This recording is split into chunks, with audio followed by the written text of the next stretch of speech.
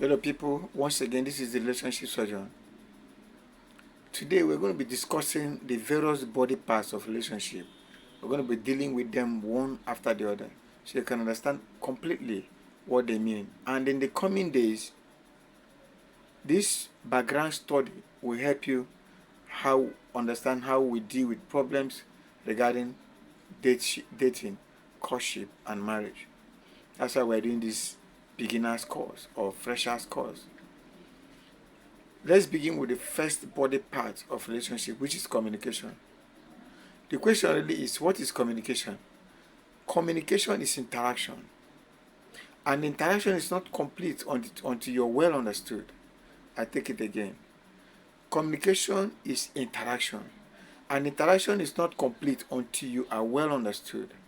This is a major problem in many homes. So when you say something until you are understood, you have not said anything. You can talk from now to tomorrow until you are understood. You are simply blabbing. So when you want to talk, make sure you are clear, precise, concise, and communicate your feelings or whatever you want to say clearly.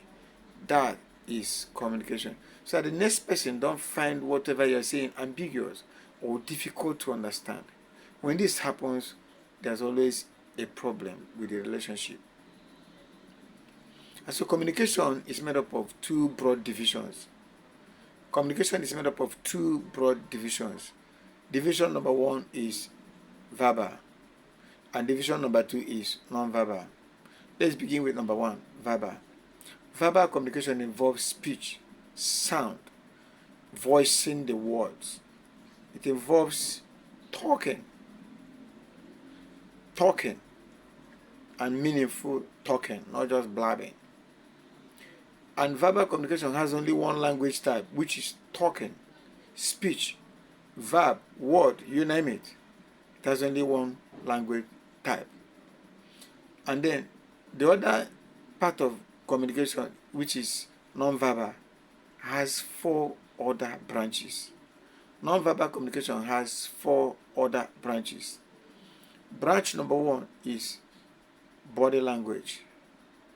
You hear people say from her body language, you can see she's not happy.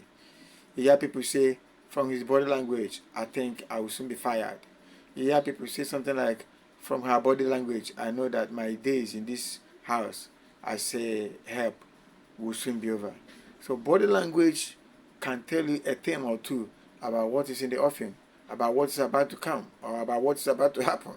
So as a person seeing someone, you must pay attention to body language.